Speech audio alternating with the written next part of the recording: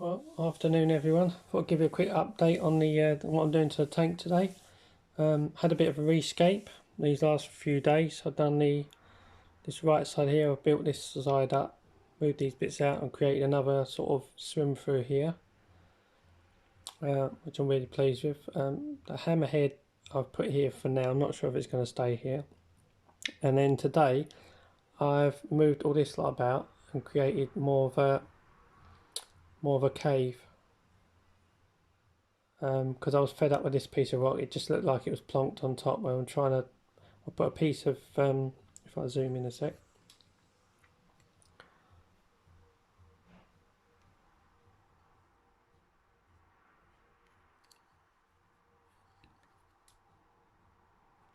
I'm trying to adjust the tripod.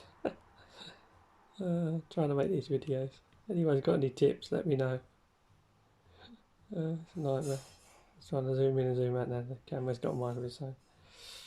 I want to change this phone. Right, anyway. Got focus. Yeah, so that's what I've done today. I've moved all this about here, create a bit more space. And then the main reason was this piece of rock here with these mushroom corals. I just didn't know where to put it, and everything was getting too near the glass, and these get quite big once I open back up again. And this bit here just looked like it was plonked on top, so I've sort of put it sideways now, if you can see, and then I've wedged this piece of rock in here, so it actually makes it look larger, and it's more of a big cavern now, and you can see right in, and the fish are just investigating inside it. So yeah, really pleased with the way it looks.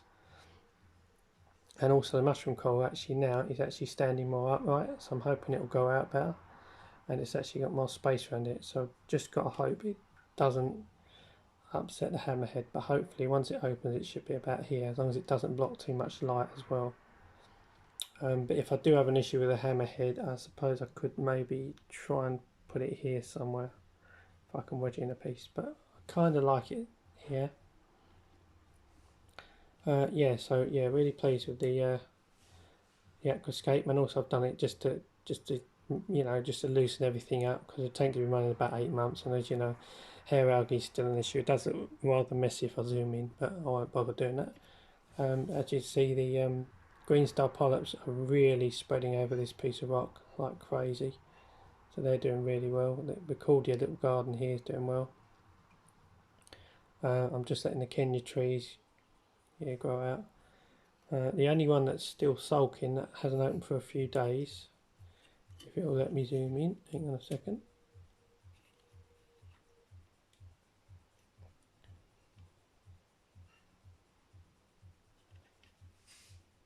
is the this what's it called, leather coral. This, when this opens up, this is beautiful, but as I used some phosphate Chem Phosguard, which I had issues with years ago, and I literally put it in for an hour, a little bag of it, just wanted to try it because I thought Phosguard would work better in an internal filter, because it's all I use.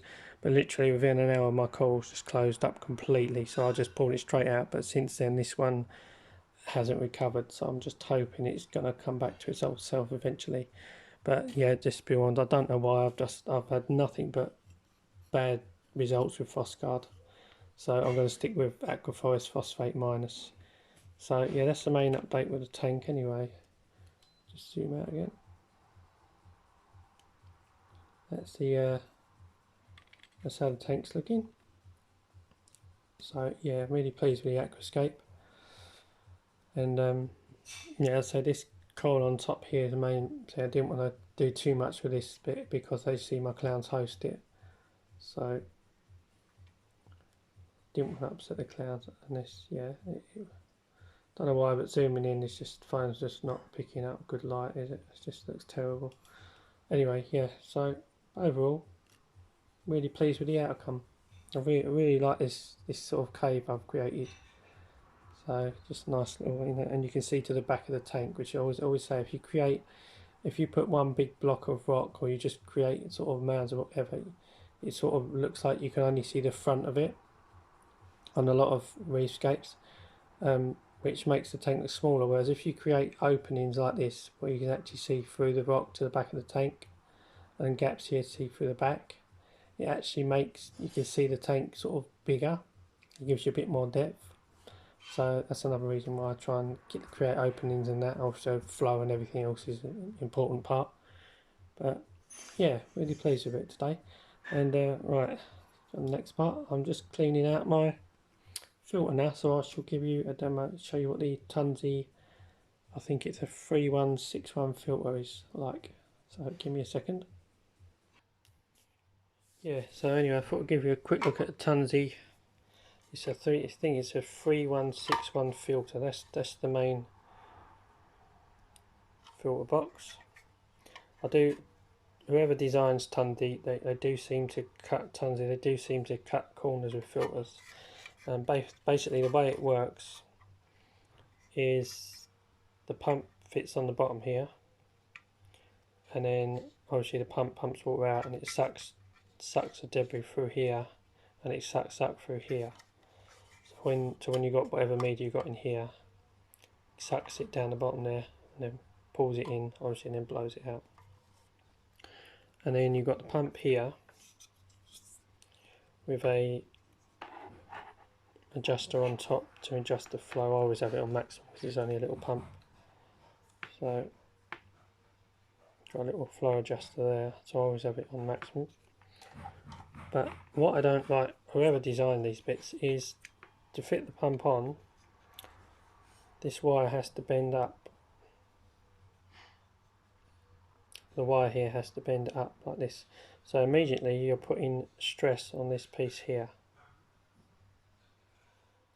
So you'll see when I fit it in. See, when you fit it in, it slots in these grooves. And then you basically just push it in like that until it's right in.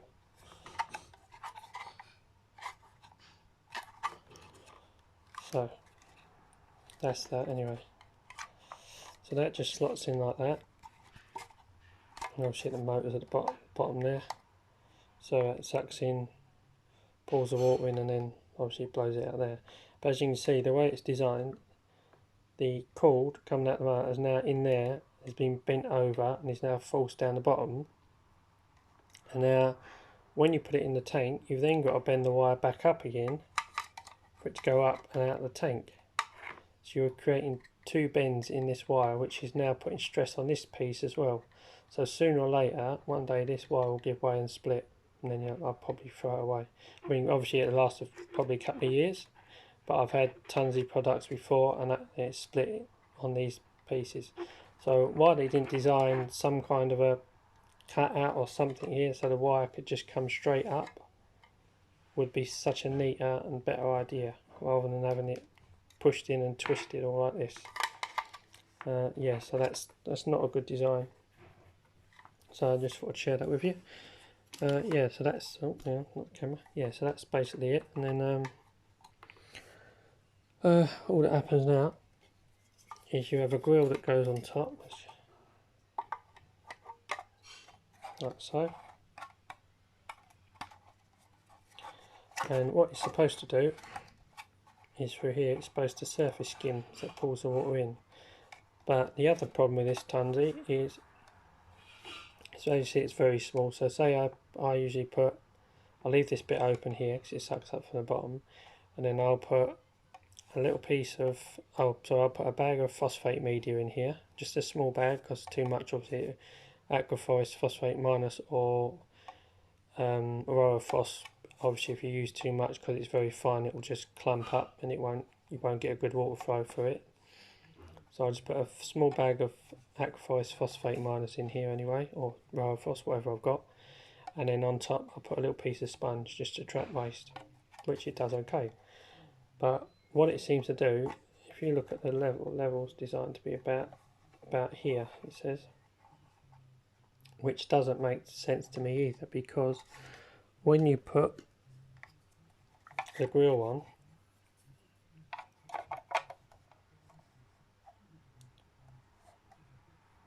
focus, showing the level about there, but if you have the level about there, the grill's going to block it sucking the flow in. So you actually want it probably, I'd say, lower than the grill, maybe slightly lower, about there, say. But now the problem is, if you have it this low with this much out of the water, as soon as the floss gets blocked, this just sucks in air and fills the tank and just blows bubbles out of here. So you literally have to make it. So now I actually run the whole unit just underneath the water, and as for surface skimming, it just doesn't really do it. So I'd actually say for tunze it's a poor design. But I say, as a lot of people say, you don't need to use. I'm basically not using it such as a biological filter. It's just there to polish the water and to reduce nitrates, phosphates. Sorry. But unfortunately, until I've gone through so many different filters trying to find one with a decent design that I just don't know what else to try. But in this at the minute I'm sticking with this one because it's easy to use. But even this, for a small filter, you can just see that there really isn't much space to put anything inside it. So even for a small filter, for the design of it, what tunze were thinking, I don't know, because it just, I don't know, you can't fit much in it at all. So ideally, I know it's for a small tank, but even then, for a small tank, you're not going to get much in it. So I just think it's quite a poorly designed filter. I have got a tunze, I think it's a 3162. I'll show you that. This is the bigger tunze 3162, which I've got. And again, there's issues with this one. Is the pump sits in the bottom inside here. Right, the lid. Let's see this. So if you see, sponge in the bottom. Now let's get that. Pump sits in the bottom there. Take the sponge out, and basically sucks the water in here, and this screw intake here, and then blows out here. The pump's also got a flow adjuster on it, but as you can tell, you can't get to the flow adjuster unless you take the filter apart. So it's another bad design for tunze. And again, the other thing I don't like is if you look inside the filter, it's got a cutout in the corner here.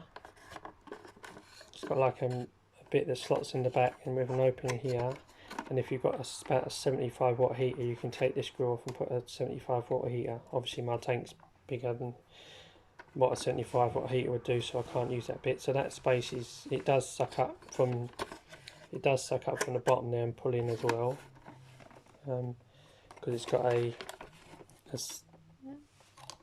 bottom intake here, so it sucks in from the bottom as well. But the other issue again is the wire comes out the back here, but the actual wire inside going down to the pump sits, if you can see, just in the actual filter. Now why they couldn't have built it so the wire went up behind this plastic piece here that pulls out, I don't know. So this wire just gets in the way and gets covered in all crap from whatever media you put in it as it builds up with waste. So there's another stupid design. So really, some of these tunze designs are not that good. But I say I could use this filter. It's bigger.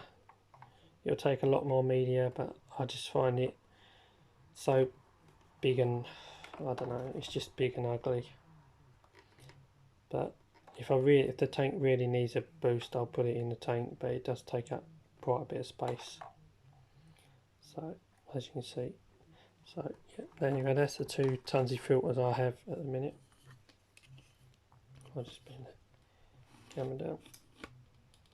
Yeah, that's the two tunze filters I use at the minute. I really do like the oh, what is it? Put you back on my tank while I'm talking a minute. I really like the which one? The Fluval U filters. I'm tempted to try them. I know they can look a bit ugly. Hang on, give me a second.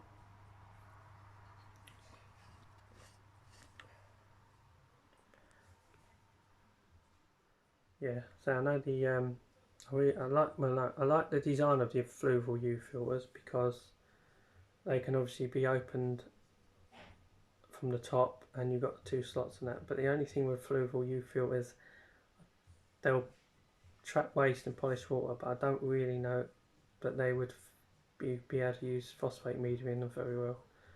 Otherwise I'd give a fluval filter a go, because fluval does get a lot of really good ratings. I could put a small external filter on this tank, but the amount of hassle they are to clean, probably the amount of waste in this tank, I'd probably have to clean it weekly, and means opening it and pulling it out and lifting it and that. Probably not an easy job for me either, because I can't lift stuff and that due to health issues, so I have to be careful what I lift. So yeah, unfortunately I'm trying to stick with, plus I always me being OCD, worrying about filters leaking or that, or pipes blowing off, so that's why I tend to keep everything inside the tank. Is what I prefer to do. So anyway, that's it. And this video is going on a bit, so that's the update for the tank. So anyway, see you on the next one. Bye.